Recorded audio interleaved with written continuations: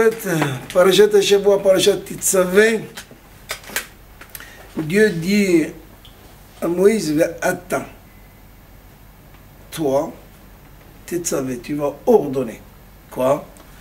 Au Bnei Israël, aux enfants d'Israël, Vikru elecha shemen zayit zach katit lamaor leha'alot ner tamid. Ils vont prendre pour toi de l'huile d'olive concassée, c'est-à-dire première pression à froid. La meilleure huile, la meilleure. Hein? L'huile d'olive, shemen zayit. L'huile d'olive, pourquoi? Pour allumer la menorah de Beth Amikdash, la menorah de tabernacle, de Mishkan. En principe, ceux qui ont vécu au bled, où il n'y avait pas encore l'électricité, tu me rappelles, on allumait à la maison avec de l'huile. Exact. Ou le carbone. Il y avait le carbone. Carbone, oui, il le mettait dans l'eau. Oui. C'était dans l'eau. Oui, le gaz. Il donnait... C'est comme le gaz. Okay. Mais pour allumer à la maison, on ne mettait pas de l'huile. Le meilleur huile, c'était pour faire une bonne salade ou pour cuisiner. C'est vrai. Mais celui qui n'était pas bon, c'était celui-là qu'on allumait avec. Oui. Et ici, au contraire, on nous demande d'allumer avec... La bonne huile. Pas la La première pression. La meilleure des olives. Il faut les concasser et prendre l'huile de première pression à froid. Donc il faut qu'on essaye de comprendre. D'autant plus, on a dit que dans cette paracha, il n'y a pas le nom de Moïse. Il n'y a pas Moshe Rabbeinu. Il ne figure pas du tout dans toute la paracha. Alors vous allez me demander pourquoi. On a dit que les parachiotes d'avant, ils parlent de quoi? Ils parlent des korbanos, des sacrifices. Et le sacrifice, il est venu pourquoi? Pour pardonner les fautes. Tout le but des korbanos, c'est pour se faire pardonner. Mais se faire pardonner de quoi? On vient de sortir d'Égypte. Qu'est-ce qu'on a fait? On a travaillé. On a travaillé plus de 400 ans, dur. On était des esclaves. Seulement voilà, une fois, on arrive devant le mont Sinaï, où le but essentiel de Ham Israël, c'est de recevoir la Torah. On a fait le veau d'or. Le peuple s'est trompé. Ils attendaient Moïse. Il a tardé de quelques heures. Enfin, ils disent 6 heures. 6 heures de décalage. Le Satan, il est venu. Il a mis de la brouillard. Il y avait des nuages noirs. Des fois, il y a des nuages. Alors, on voit pas clair. On voit pas clair. Et on pense que c'est la nuit. C'est arrivé dans... Mon père Alavaché me racontait que des fois, il faisait rentrer Shabbat, et d'un coup, le soleil sort. Qu'est-ce qu'il peut faire? Ils ont fait rentrer Shabbat. Mais c'était parce que la journée était remplie de pluie, de nuages. Ils n'avaient pas d'heure. Ils n'avaient pas de calendrier, ils n'avaient pas d'information, ils n'avaient pas de téléphone. On parle de notre génération, on a tout le luxe. On a tout le luxe, mais on n'a rien. Les gens, ils sont dépressifs. La plupart des gens, ils sont malades. Avant, ils n'avaient rien, mais ils n'étaient pas malades. S'ils mouraient, ils mouraient de vieillesse. Ou ils ont été piqués par un serpent. Ou il y a une maladie qui arrive. Mais des malades mentales, il n'y avait pas. Des problèmes psychologiques. Qu'est-ce qui a entendu psychologue? C'est que dans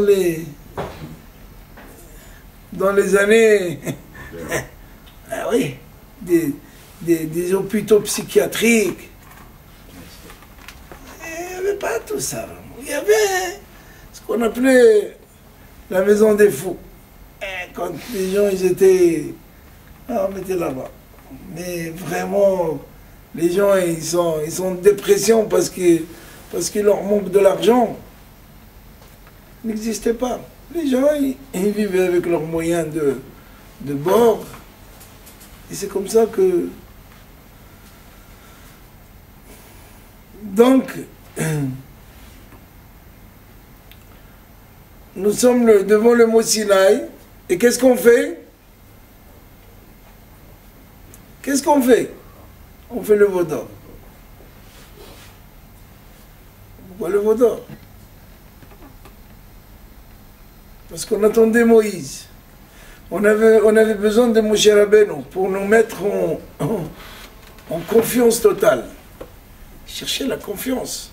Moshe Rabbeinu, c'était leur intermédiaire avec Akadosh Baruch Hu. Et puis il n'est plus là. Il l'attendait. Alors le Satan, il est venu, et il a rentré le doute. Le doute. S'ils avaient attendu encore 6 heures, on n'aurait pas arrivé à l'histoire des veaux d'or, il n'y aurait pas eu de mort, et les cimetières n'existaient pas. On n'avait pas de travail pour Benamou. C'était ça, la vérité, c'était ça. Mais du moment où on a fait le veau d'or, tout a repris sa place, et il fallait nettoyer, il fallait arranger. Donc les corbanotes, les sacrifices, c'était pour se faire pardonner des veaux d'or. Puisqu'on a dit que le but essentiel du Beth Amikdash, cette tente dans le désert où Dieu se présente, ce Mishkan, ce tabernacle, ce but c'était pour que Dieu nous montre qu'il nous a pardonné. C'était ça, voilà, je vous pardonne. Pas à 100%, attention, puisqu'on paye jusqu'à maintenant. Une des raisons qu'on est en exil à cause de ça. Donc, maintenant, il y en a un qui n'a pas assisté au veau d'or. C'était qui? Moshe Rabbeinu. Moshe Rabbeinu était au ciel. Il est allé pour chercher la Torah, l'étape de la loi. Donc il n'était pas au moment de veau d'or. Donc Dieu lui dit, quand il est descendu, va, regarde, descends, ton peuple a fauté. Il dit, moi je descends, tu me dis descendre, voir, je vais descendre. Et mon cher Rabbeinu, il n'a pas voulu prendre les paroles de Dieu au premier degré. Akadosh Baruch Hu lui parle, il a dit, je vais voir. C'est très important qu'on apprend que lorsqu'on nous raconte quelque chose, il ne faut pas croire. Si vous n'avez pas vu, il ne faut pas parler. Il faut voir. Il faut être un témoin. C'est quelqu'un qui a vu la scène, qui a filmé la scène dans sa tête. C'est pas, il imagine, il pense, peut-être, 100%. Un témoin, quand il vient pour témoigner, s'il était un faux témoin, il peut prendre la peine de mort. Ben oui. Tu viens témoigner sur quelque chose, que la personne, si on le trouve coupable, il va aller à la guillotine. Alors que tu es un faux témoin,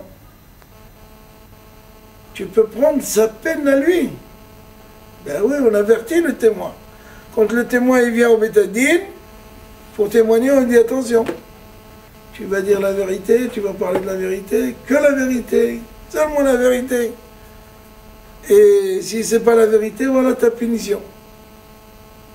Il y a des punitions, et des fois il faut le taper, des fois.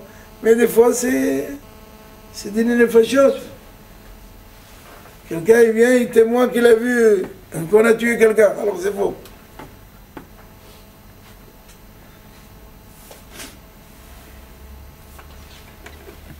Donc la Torah, elle voulait que celui qui est arrivé pour le veau d'or n'arrive pas de nouveau. Rentrez, rentrez. Rentrez. Ici, ici, ici.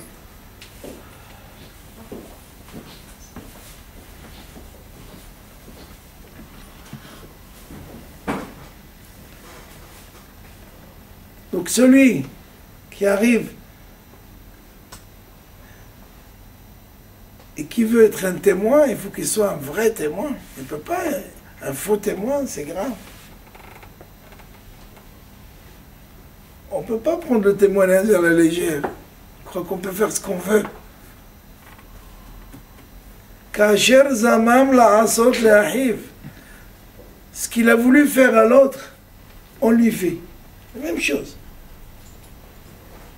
Si, grâce ou à cause de son témoignage, il mérite d'être lapidé, eh bien, si c'est un faux témoin, on le lapide à lui. C'est pas comme ça que ça se passe. C'est-à-dire que, gare à celui qui décide, qui rentre et dit, moi je veux témoigner. Tu as vu, tu as été averti, on t'a dit ce qu'il faut faire. Donc tu ne peux pas prendre les choses à la légère. Et c'est ça finalement. Moshe Rabbeinu, hein? C'est grave, ça veut dire quoi? Dieu fait la shonara pour pas qu'il le croie. C'est grave de penser. Non, c'est pas Hazvi Shalom que Dieu fait la shonara. Non, je sais, mais mais en quelque sorte, Moïse n'accepte pas que Dieu lui dise ton peuple a fauté. Je vais voir. C'est Akadosh Baruch Hu. Akadosh Baruch Hu, et je veux voir. Et nous, il nous demande de croire en lui. Voilà, et ça nous enseigne qu'on ne peut pas accepter de la shonara de n'importe qui, de n'importe quoi et comment. Dès qu'on commence à vous parler, il faut fermer vos oreilles. C'est pour ça qu'on a les comment on appelle ça? Les lobes longues. Il y en a qui sont un peu plus longues que les miens. C'est pour fermer, clôturer les oreilles, pour ne pas écouter. C'est grave la shonara. Pourquoi Myriam, la sœur de Moïse, a été frappée de la lèpre? Qu'est-ce qu'elle a dit? Myriam, c'était pas n'importe qui. C'est la sœur de Moïse. Et c'est grâce à elle que Moïse est né. S'il n'y avait pas Myriam, Moshe Rabbeinu ne serait pas là. Mais on parle d'Akadosh Baruch Hu. Non, mais ce que je veux dire déjà, la shonara, qu'on essaie de comprendre, pour que ça soit clair. Vous savez que il y a eu 3 exils, 3, et chaque exil il est comparé avec un des avots. Le premier c'est Abraham, le deuxième c'est Yitzhak, Yaakov, chacun pleurait, essayé de nous sauver, mais ils n'ont pas réussi. Le dernier c'est qui? Moïse, Moshe Rabbeinu. C'est écrit que c'est lui qui va venir, qui va être le roi d'Israël, qui va nous diriger de nouveau, mais c'est à la fin des temps. On souhaite que ce sera ce soir. Ou demain matin, comme ça. On va pas travailler. On ne peut pas travailler. Non, tu vas travailler, tu vas aller voir ton dentiste, et tu vas faire des implants.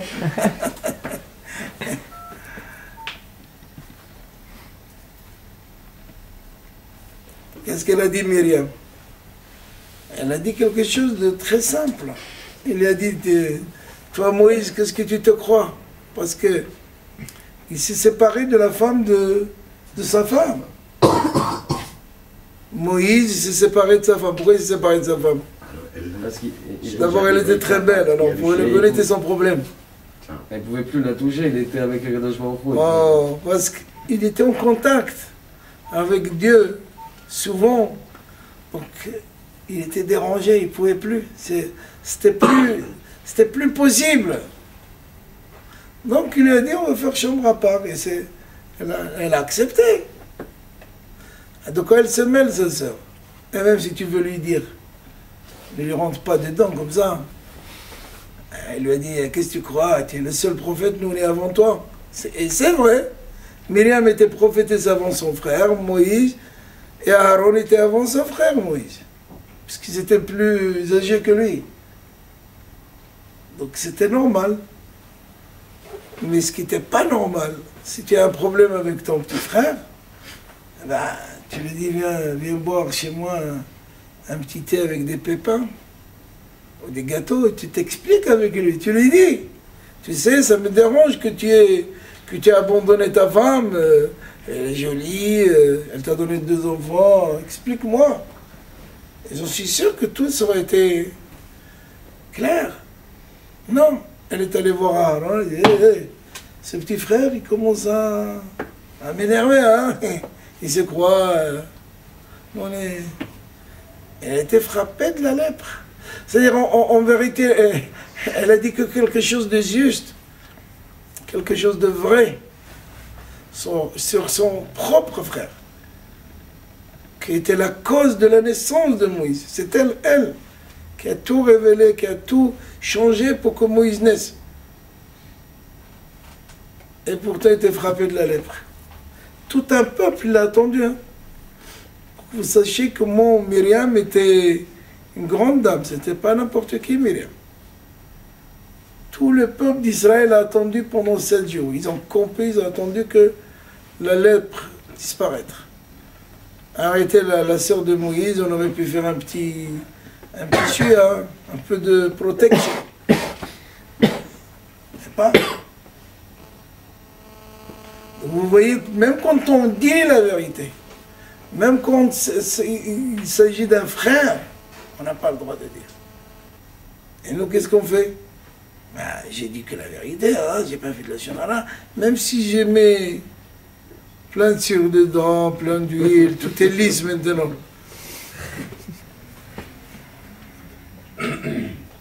Donc, Moshe Rabbeinu, quand Dieu lui dit, Red ki shehet amecha, descends, parce que ton peuple a fauté,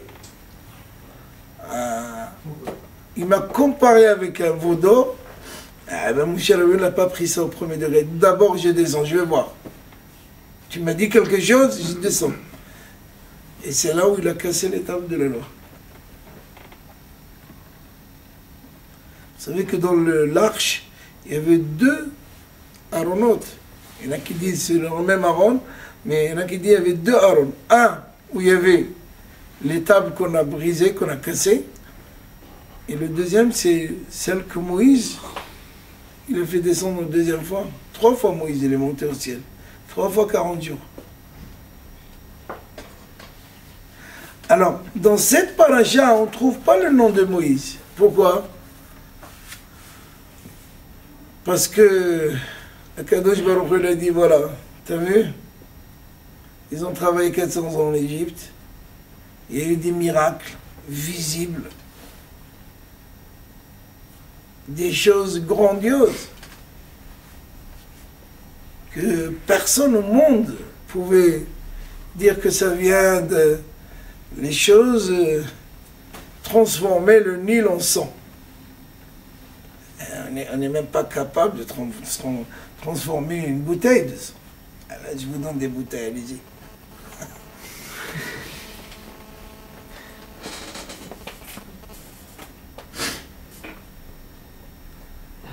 Les grenouilles qui sortent, qui vont dévorer l'Égypte entier, qui vont aller jusqu'au four.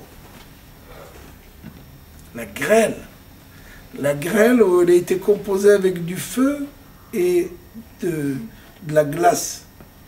C'est possible? On peut mettre le feu avec l'eau ensemble? C'était ça la grêle. C'était une bombe atomique. Donc tout le monde a vu ça. La traversée de la mer Rouge. C'est flagrant. Tu es devant la mer et l'eau, la mer elle s'ouvre. On n'est même pas capable d'ouvrir un robinet parce qu'il est coincé, on tape fort. Vous avez toute une mer qui s'ouvre, vas-y. Comment on peut faire? Comment on peut imaginer? Comment on peut penser? Bon, bien sûr qu'il y a des commentaires, il y a des explications. Il y avait des Erevra, il y avait des Égyptiens qui se sont assimilés avec les Hébreux et qui ont vu le bien. Ils ont dit, ça va, on va aller en Eretz Israël, on va manger du miel et du beurre, ça va être sympathique, et là, on en a marre. Mais ce n'était pas des Hébreux. Et c'est eux qui ont commencé avec l'histoire de Vaudor. Ce qu'on appelle le Erev Rav. Mais peu importe. Ils ont entraîné les autres. Donc pourquoi les autres ils ont été entraînés? Et le seul qui n'a pas assisté au veau d'or, c'était Moïse. Donc Dieu lui dit, toi, tu n'étais pas au veau d'or, donc en quelque sorte, tu n'as pas besoin de corban, toi. Tu n'as pas besoin de sacrifice. Un homme, il a besoin d'un sacrifice s'il a fauté, s'il a fait une erreur. Par contre, toi, Moïse, tu as fait une autre erreur. Et ça, j'avais entendu d'un rabbin qui était à côté de nous, Zichrono Livracha, qui niftar, le rabbin des Juifs de Djerba. Il m'avait dit, il m'avait dit, j'avais l'habitude d'aller lui rendre visite à Purim. Et il m'a dit, pourquoi cette mitzvah de l'huile d'olive a été donnée à Moïse? Pourquoi Dieu lui parle de ça? C'est comme ça que tu dois... Et attention, c'est pas lui qui va allumer la menorah, c'est qui? C'est Aaron, c'est son frère. Parce qu'à la base, c'était Moïse qui devait être le Kohen. Kohen Gadol, c'était Moïse. C'est écrit. Aaron ahicha Lévi. Celui qui devait rester Lévi, c'était Aaron. Mais toi, Moïse, tu vas prendre la royauté et la couronne. Il y a 3 couronnes qui sont descendues sur terre. La couronne de Kehuna, d'être Kohen, la couronne de royauté, être roi, et la couronne de Torah. La Torah, c'est pour nous tous. Mais Kohen, c'est Kohen. Un Kohen, c'est un Kohen. Il ne peut pas changer. Il peut changer, il peut devenir halal s'il fait une erreur. Un Kohen qui va avec une femme divorcée, il a perdu le titre de Kehuna. On va l'appeler Kohen, mais il n'a plus tous les avantages sociaux de Kohen. Il a tout perdu. Et un Kohen ne peut pas être Melech. C'est ça ce qui est extraordinaire, c'est qu'un ne peut pas toucher l'autre. Un roi, il ne peut pas être Kohen, et un Kohen ne peut pas être roi. D'ailleurs, les Hashmonaïm, ceux qui nous ont sauvés à Hanouka, Hashmonaït, pourquoi? Vous connaissez-vous une famille qui s'appelle Hashmonaï? Il n'y a pas, il n'existe pas. Où ils sont? Il n'y a pas de Hashmonaïm dans notre... Pourtant, ils étaient très connus. Ils nous ont sauvés des mains des Grecs. Ils ont livré une bataille extraordinaire. Qu'est-ce qui s'est passé? Parce qu'ils ont voulu... Il était des Kohanim. Hanan, Kohen, Gadol. Ils ont voulu être aussi rois. Ils ont tout perdu. Comme ils disent, il veut tout, il perd tout. Voilà. La royauté, c'est pour les rois, pour tous ceux qui... David Amelech, c'est le roi. Toutes les descendants de David Amelech, ils peuvent être des rois. S'ils sont aptes. Ils peuvent être candidats, mais il faut être apte. Quelqu'un qui fait des bêtises du matin au soir, il ne peut pas crier, moi je suis le fils d'un tzaddik. Ah, et toi, qu'est-ce que tu es? Amour Gadol. Il faut savoir préserver ton titre. Vous comprenez ce que je dis? Donc, une couronne ne peut pas prendre l'autre. Impossible. Donc, il m'avait dit, pourquoi cette mitzvah a été donnée à Moïse de l'huile? Parce que quand il a cassé l'étape de la loi, l'oubli est revenu dans le monde. Il n'y avait plus l'oubli. Il n'y avait plus l'oubli.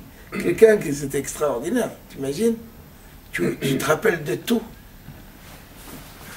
De quoi on vit, nous? Parce qu'on oublie. Quelqu'un qui le râlait, nous l'a perdu son père ou sa mère. C'est douloureux. Bon, mais après, on oublie. De temps en temps, on se rappelle, il y a les artiat. Bon, on va dans les, comment on appelle ça, dans le passé un petit peu. Bon, ça va. Ça dure combien? quelques minutes. Akadosh Baruch Hu, il a donné l'oubli alors. Mais avant la cassure des tables de la loi que Moïse a causé, on n'oubliait plus. Il n'y avait plus l'oubli. Et la Gemara, il dit qu'il y a une méthode pour ne pas oublier. C'est de manger de l'huile d'olive. Commence à partir de demain à avoir des bouteilles chez vous. Mais ça donne aussi de la graisse, il faut faire attention. Mais la Gemara, il dit que les olives, ça donne des oublis. Par contre, l'huile d'olive, ça donne de la mémoire. D'abord, c'est les olives qui font oublier. Les olives. Il faut manger un petit peu ou il faut que ce soit des olives cuites ou mélangées avec de l'huile. Mais si tu as mangé des olives comme ça donne de l'oubli. Vous connaissez l'histoire de Baba Saleh ou pas? Et que Baba Saleh à la Vachalom, il avait l'habitude, on avait l'habitude d'aller chez lui. Erev Shabbat, vendredi soir et Shabbat matin, avant le repas, hein, il n'y a que des hommes qui mangeaient avec lui. C'est pas qu'il n'aimait pas les femmes, mais ils avaient leur territoire. Il était caché, son visage. Il faisait des brachot. Il y avait toutes les sortes de Adama, Etz, Mezonot, Shakol. Et avant de faire Netilat Yadayim, avant le Motzi, il faisait des brachot. Et tout le monde faisait des brachot, on répondait Amen. Alors il y en a un, il lui a dit, prends l'olive, mange. Il a dit en arabe, Achidi, ça donne l'oubli. Il a dit, mon maître, les olives, ils donnent l'oubli. Il lui a dit, toi tu peux manger, tu n'as rien à oublier.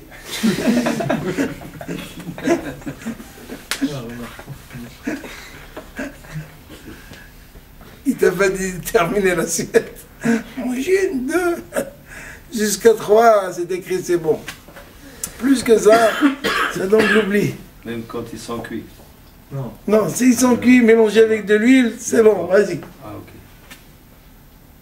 Mais la Gemara, il dit que l'huile, c'est mefakeah, ça donne de la mémoire, et les olives, c'est le contraire. Alors pourquoi Dieu lui a donné cette mitzvah à Moïse? Parce qu'il fallait qu'il répare ce qu'il a fait. Il a cassé l'étape de la loi, il a donné l'oubli au monde. Maintenant, on va réparer. Qu'est-ce que tu dois faire? Il faut de l'huile. Vous avez compris? C'est pas une vraie réparation, on n'arrivera pas à ce niveau. C'est-à-dire? Au niveau de plus oublier. Moi, que des gars. Mais au moins, que tu oublies moi. Tu vas oublier moi. Tu vas te rappeler ta femme de tout le temps. Grâce à Dieu. Voilà. Et si un jour tu l'oublies, tu sais que tu n'as pas bu assez d'huile.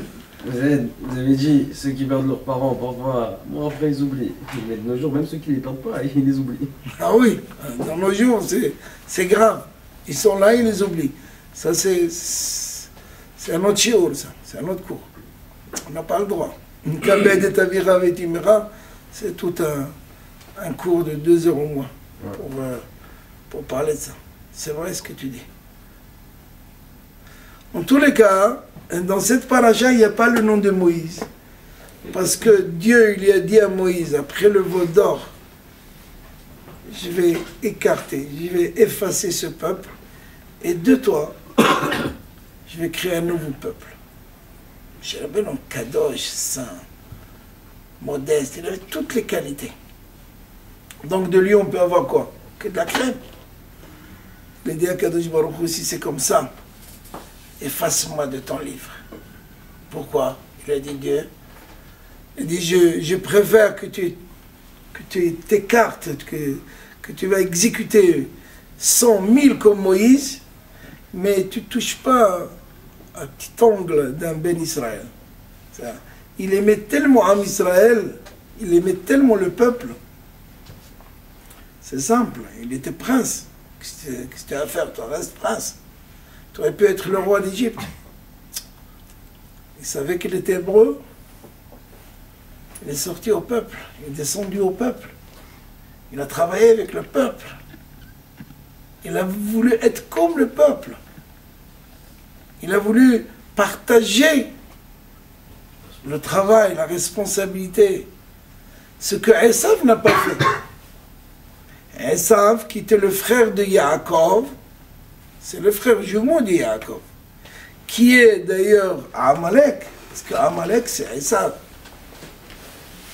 Non seulement il n'a pas partagé la tâche avec Yaakov, Yaakov est descendu en Égypte, il a travaillé dur, Esav n'a rien fait. Non seulement il n'a pas travaillé, non seulement il n'a pas partagé la tâche, il est venu à sa rencontre. Il est venu frapper Am Israël. C'est cruel. C'est pour ça que la Torah nous ordonne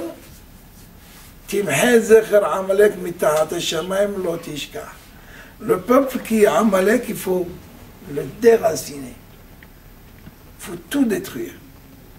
Il faut tout. C'est cruel, mais la Torah elle dit ça. Et pourtant c'est son frère. Moïse, c'était le contraire. Il était grand, il avait tout ce qu'il fallait, il était prince. Il est descendu au peuple, il est descendu travailler avec le peuple. Partager la tâche, c'est très important. Qu'un Yehudi, il ne peut pas penser qu'à lui-même. C'est ça finalement le peuple d'Israël. Pourquoi Dieu il a choisi le peuple d'Israël? Pourquoi il n'a pas choisi un autre peuple? Alors on dit parce qu'on a dit Naaseh Venishma. Mais avant qu'on a dit Naaseh Venishma, il y avait d'autres nations. Parce que c'est écrit que devant la mer Rouge, on avait dit Adonai Yimloch Leolam Ba'ed. On a accepté Dieu qui sera le roi du monde jusqu'à la fin des temps, au tout le temps. Leolam Ba'ed. Alors Kadosh Baruch Hu nous a rendu la monnaie. Et tandis qu'on était un peuple qui a voulu d'Akadosh Baruch Hu, alors moi je veux de vous. Qu'on soit bon ou pas, qu'on paye ou on ne paye pas, mais on est toujours ses enfants. Cette attache qu'on a avec Akadosh Baruch Hu, il a une double sens. C'est pas seulement lui qui est attaché à nous, mais nous on est attaché à lui. Comme un père vis-à-vis de son fils. Personne ne peut expliquer l'amour qu'il a un fils vis-à-vis de son père. Un père vis-à-vis de son fils. Un père vis-à-vis de son fils, merci. C'est vrai. L'amour qu'un père il a vis-à-vis de ses enfants, c'est pas du tout celle qui a des enfants vis-à-vis de leur père. Pas du tout. Un père, il est prêt à tout donner. Prêt à mourir pour ses enfants. Un enfant, non. Il va gratter, s'il y a le millionnaire, c'est bon. Il gratte. C'est pas qu'il va lui gratter le dos, mais il lui gratte ce qu'il y a dans les comptes bancaires. Et ça s'explique pas. J'ai vu un jour un commentaire qui dit, parce que Adam Arishon, le premier homme, il n'avait pas de père. Adam Arishon, il avait un Kadosh Baruch Hu, il n'avait pas de père. Et pas de belle-mère. Ah, les belles-mères, n'en parlons pas. Je crois que le seul qui était content de ce monde, c'était Adam Arishon. Il n'avait aucun souci, lui. Non mais, faites attention, la belle-mère, souvent, elle aime son hatan. C'est la belle-fille qui a toujours des histoires, ou la plupart.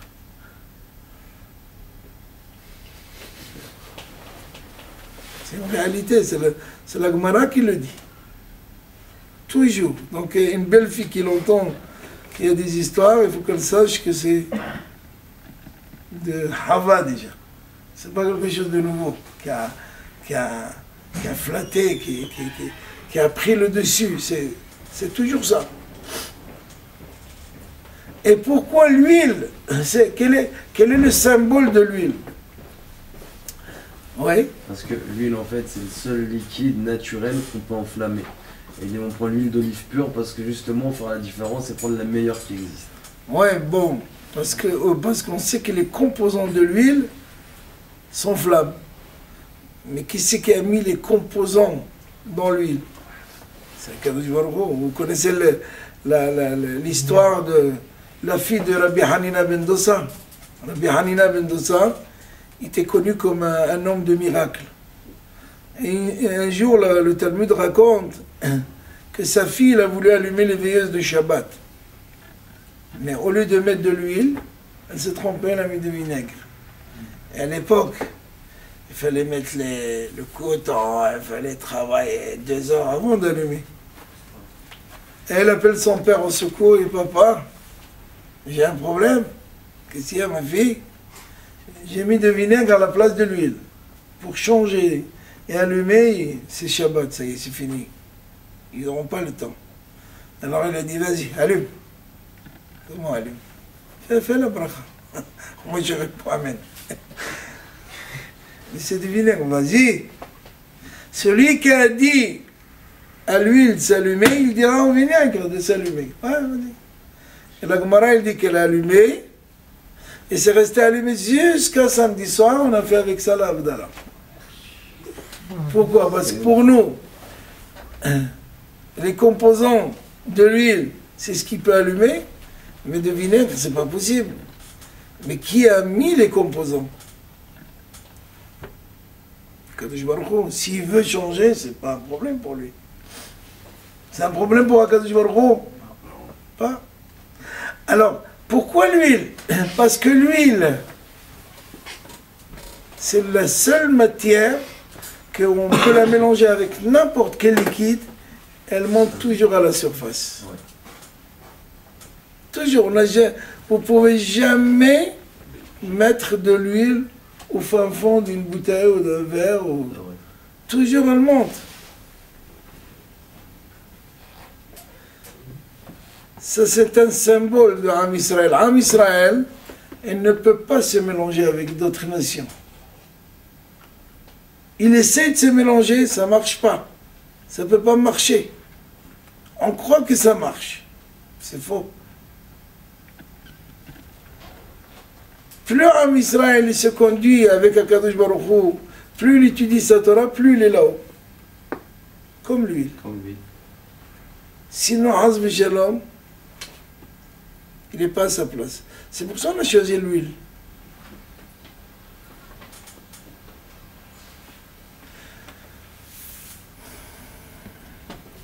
Alors, Moshe Rabbeinu, il a dit à Kadosh Baruch Hu, si tu touches au peuple d'Israël, lui pouvait dialoguer avec Hachem.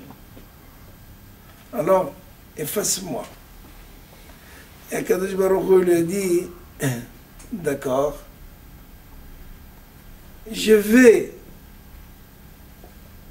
pardonner à Israël, mais toi tu ne vas pas rentrer en Eretz Israël. Vous imaginez quelqu'un qui sait de l'avance, qui va travailler 40 ans, et qu'à la fin il n'y a pas de résultat. Qui c'est qui est capable aujourd'hui d'aller dans un bureau de travail et que le patron lui dit, monsieur, je vais peut-être te garder 2-3 ans, mais il n'y a pas de résultat. Mais c'est un suicide. Hein? Et en plus, je ne te paye pas. C'est un suicide. Et mon cher Rabbeinu, il va conduire le peuple. Lui Akadosh Baruch Hu lui dit, tu veux Salahna, tu veux que je les pardonne? Eh bien, il n'y a pas Ya'verana. Tu ne vas pas passer en Eretz Israël. Je vais te faire un petit plaisir à la fin, un petit kiff comme ça. Tu vas voir, je vais te donner quelques jumelles. Mais tu ne rentreras pas en Eretz Israël. Pourquoi? Parce que tu as dit, efface-moi de ton livre.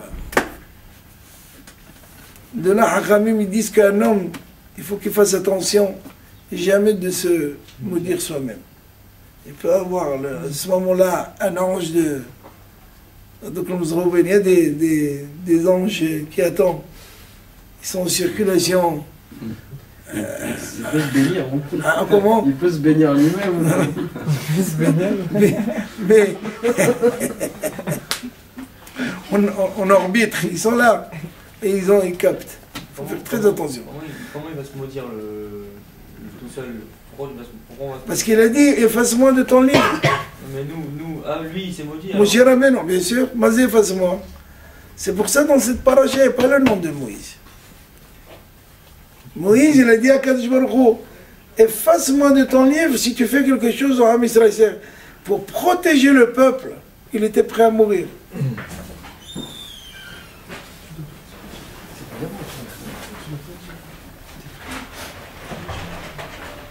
C'est ouvert.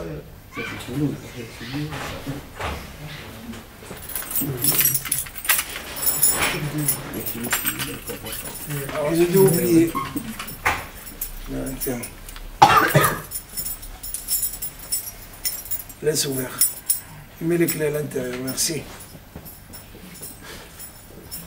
Donc mon cher Rabbeinu, il s'est maudit à lui-même. Et c'est pour ça qu'il faut qu'on fasse très attention. C'est écrit qu'il est là, Talmid Hacham. Une malédiction d'un Talmid Hacham, même gratuitement, elle peut faire des dégâts. Faut jamais approcher un Talmid Hacham, Hazbi Shalom, ou lui mettre... un Talmid Hacham ne doit pas maudire. Mais s'il maudit, même pour son plaisir, c'est grave. D'où on apprend ça de Moïse. Mon cher Rabbeinu, il s'est maudit lui-même, on l'a effacé de Parashat Tetzavé. Pourquoi tu dis à Kadosh Baruch Hu, Mehainina, efface-moi de ton livre? Kadosh Baruch Hu était gentil avec lui, il a effacé de cette paracha, parce que c'est dans cette paracha qu'il lui a donné. Et non seulement ça, c'est que lui, il devait prendre le rôle du Kohen. Et qu'est-ce qui va se passer? C'est lui qui va conduire. La punition était double. On lui enlève le rôle de Kohen et on lui dit va. C'est Aaron qui va prendre le rôle et on sait lui comment il faut faire. C'est extraordinaire. Comment Kadosh Baruch Hu est méticuleux, il est précis. C'est écrit comme Hutasara, comme un cheveu, c'est tellement fin des fins. On ne peut pas penser moins que ça. Un tzaddik, est très très rigoureux avec lui. Parce qu'il connaît, il doit faire attention. Et même si par les nerfs, on est tous des paquets de nerfs. Un tzaddik qui doit savoir maîtriser sa colère. Un tzaddik qui sait que celui qui se met en colère, c'est comme il fait de l'Avodah Zara, c'est comme il fait de l'idolâtrie. Kol HaKo'es, c'est comme il amène Gehenam. Kol HaKo'es, il y a plusieurs de celui qui se met en colère, qui sont les défauts de celui qui se met en colère. La colère n'est pas bonne, mais elle est donnée à tout le monde. Vous connaissez quelqu'un qui n'est pas coléreux? Moi, sincèrement, je ne connais pas beaucoup. Si Moshe Rabbeinu s'est mis en colère, on est obligé de tous se mettre en colère. Comment? Si Moshe Rabbeinu il s'est jamais en colère au moins une fois. Ouais. Si Moshe Rabbeinu on dit que c'était le plus humble. Oui. Alors, mais la colère, c'est une mida qui est en nous qu'il faut la travailler. Et vous imaginez tout un peuple qui lui demande de boire. C'est pas une personne qui te dit papa, il te pousse. Coca-Cola, papa. Et toi, tu perds l'équilibre. C'est tous 600 000 qui disent de l'eau.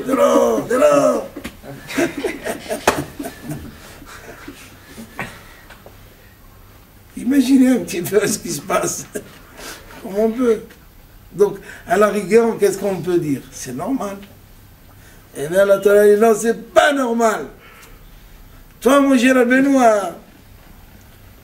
le talent que tu as, la grandeur que tu as, la splendeur que tu as, tu peux pas.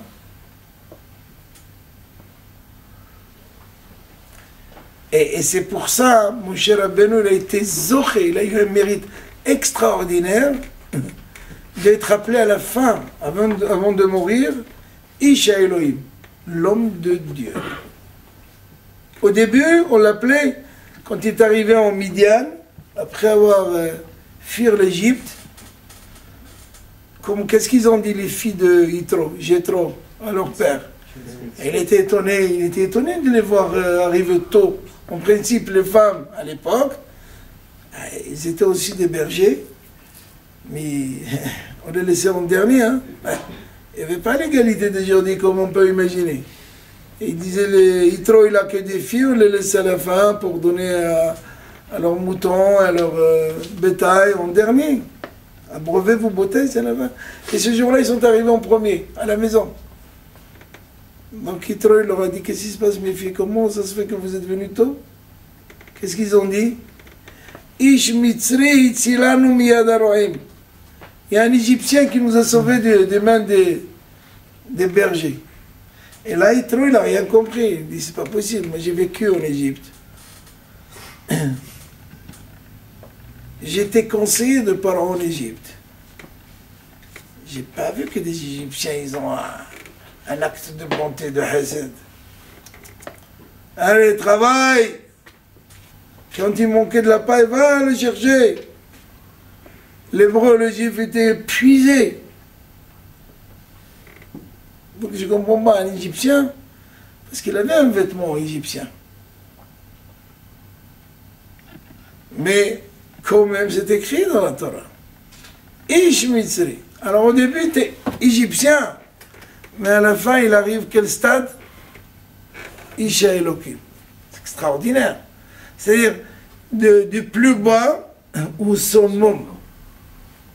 C'est comme quelqu'un qui... C'est pas les Avdil et les Falfi Avdalot, je ne peux même pas comparer. Ce qui n'est pas comparable. Mais vous pensez sérieusement qu'un président des États-Unis aujourd'hui, il avait pensé qu'un jour il sera président? Je ne crois pas. Sincèrement, non. Il y est. Alors vous imaginez, mon cher Rabbeinu, des milliers de fois, parce que c'est avec Melech Malchem, avec le roi des rois, avec Akadosh Baruch Hu, il monte au ciel comme nous on monte dans l'ascenseur et des fois on se fait coincer. Mais lui c'est direct. Nous on appelle au secours. C'est Rabbeinu. Voilà. Il ferme ses yeux, mais nous étions tous comme ça, attention. Ce qu'il faut comprendre, avant le veau d'or, un homme il pouvait fermer ses yeux et monter au ciel. Il faisait un tour. Ah, et comment on monte un étage? Aujourd'hui, même au moment de la prière, on ne sait pas où on est. Est-ce qu'on est dans la voiture, dans l'imaginaire, Et pourtant, on est en train de prier. On a le tefillin sur la tête. Mais notre tête, elle est où? Dans les courses qu'on doit faire après, parce que madame, elle attend. Dans les enfants qu'il faut accompagner à l'école. On est dans toutes les affaires du monde, sauf celle de Akadosh Baruch Hu, la tefila. On n'est pas dans la tefila. Pourquoi? Parce que c'est l'esprit de l'homme. C'est comme ça que l'homme, il est conçu. Yetzer lev ha'adam ra min yorav. La Torah, elle témoigne que l'homme, son yetzer, il est mauvais depuis sa jeunesse. Depuis qu'il est jeune. Aouj. Il passe à côté de toi 1000 fois, il ne te dit pas bonjour. C'est possible. Et pourtant, il a un chapeau, une barbe, il a appris. Pourquoi? Aouj. C'est pas vrai, c'est pas comme ça. Il y a un problème. Alors, va toi lui dire shalom. Tu as 3 fois son âge, mais il faut lui dire bonjour parce qu'il ne comprend pas.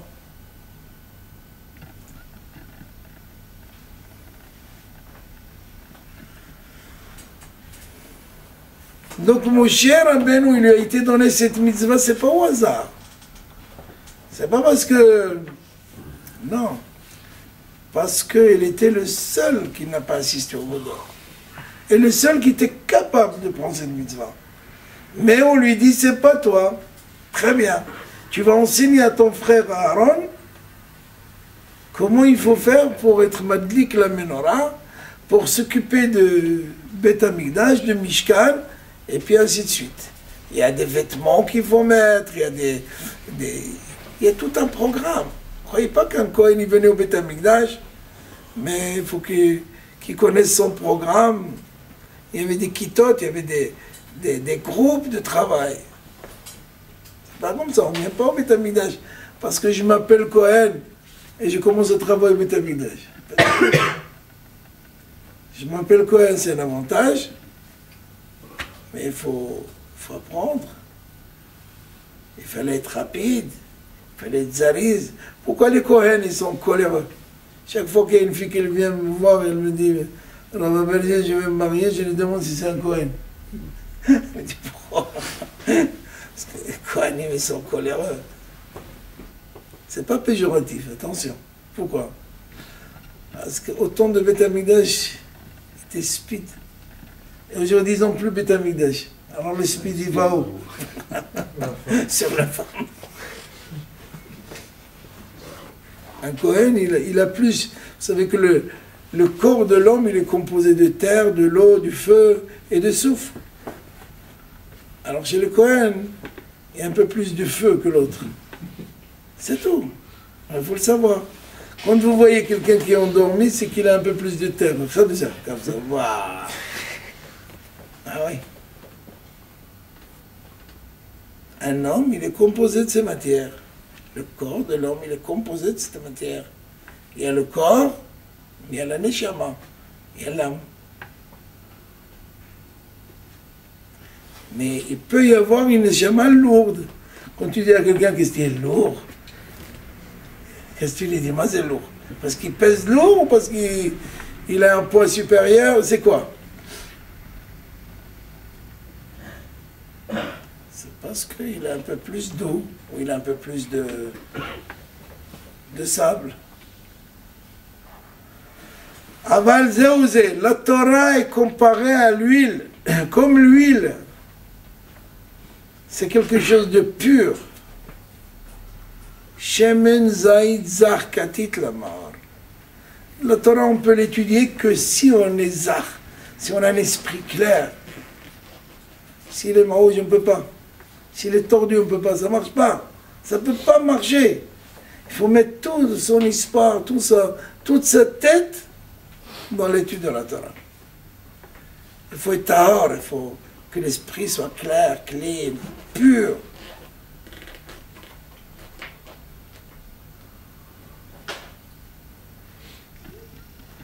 Et sans chercher, parce que je veux étudier la Torah pour que j'ai du kavod, j'ai du bien. Comme ce goy, il y avait un goy qui est passé devant la maison de Shammai. Il y avait la maison de Beth Shammai et la yeshiva de Beth Hillel, deux yeshivot. Beth Shammai, ils étaient un peu plus sévères que Beth Hillel. C'est pour ça qu'on dit en français ce Shammai. Shammai. Alors le gars il passe, et il entend qu'on parle d'un vêtement. Mais lui il ne savait pas que c'était un vêtement du Kohen Gadol. Il entendait qu'il y a des pierres précieuses, il y a de l'or, il y a des... Il y a 8 vêtements. Mitznefet, chapeau, non, ah là. Et il a dit, les Juifs ils sont riches, hein. Ouais, c'est bien ça. Je vais rentrer à la maison de Beth Shammai, ils leur demandaient qu'est-ce que c'est ça. Alors on lui a dit, ça c'est les vêtements du Kohen Gadol. Je vais me convertir pour être un Kohen Gadol. Par intérêt, lui. Shammai, il a pris un bâton, il a couru après lui.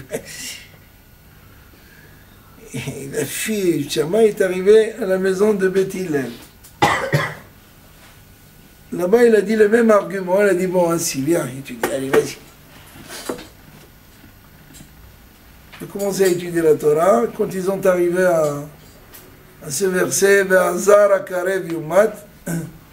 un étranger qui s'approche à l'endroit où Kohen Gadol, il devait rentrer le jour du Kippour, il mourra tout de suite sur place. Il dit, je ne comprends pas. Il dit ça, même David Amelech, il vient David Amelech, il vient Moshe Rabbeinu, qui veut rentrer le jour de Kippour dans cet endroit, il va être enflammé. C'est que le Kohen Gadol. Il dit, bon, d'accord, j'ai compris. Oh les mains, merci. Donc je ne peux pas être Kohen Gadol. Comment tu peux être Kohen Gadol? Parce que tu te convertis, tu deviens Kohen Gadol. Un converti ne peut jamais être Kohen. Toute sa lignée, c'est Ben Abraham Avinu. C'est un Israël. On ne convertit pas un Kohen qui devient un Lévi ou Kohen. Il devient Israël.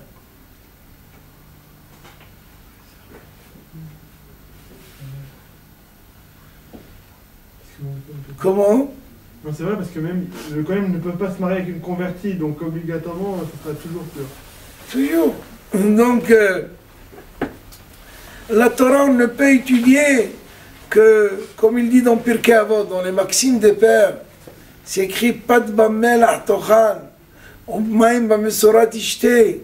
Quand tu vas manger du pain avec du sel, quand tu arrives à ce stade, que tu manges du pain avec du sel et tu bois de l'eau, mais on mesure, pas des bouteilles, c'est tabac. C'est là où tu peux étudier la Torah. Mais si tu as, Baruch Hashem, le café du matin, le café d'après le matin, l'après-midi, le thé, et le restaurant, la pizza, et bien si les fluorescentes, et la lumière, et le sport, Torah, ça demande sacrifice, bêta. Mais midatzmo alea, si un homme ne meurt pas pour la Torah, ne sacrifie pas son temps, ses forces, ses énergies, ses moyens, sa fortune, on ne peut pas étudier la Torah. La Torah, ce n'est pas dans le luxe. Quelqu'un qui a le luxe, il ne peut pas étudier la Torah. Quelqu'un qui veut changer de vêtements 3 fois par jour et être devant une glace toute la journée, il ne peut pas étudier la Torah. Parce que chaque fois, il se voit, il dit, là, il y a un problème, là, il faut aller chez le dentiste, là, j'ai une tâche. Et toute la journée, il va chercher à faire des liftings. Il ne faut pas étudier la Torah. La Torah, c'est que tu t'oublies. Attention, c'est pas parce que j'ai dit de ne pas avoir... Il faut avoir un vêtement propre. C'est écrit, un Talmid Hacham, il doit être propre. S'il n'est pas propre, c'est pas un Talmid Hacham.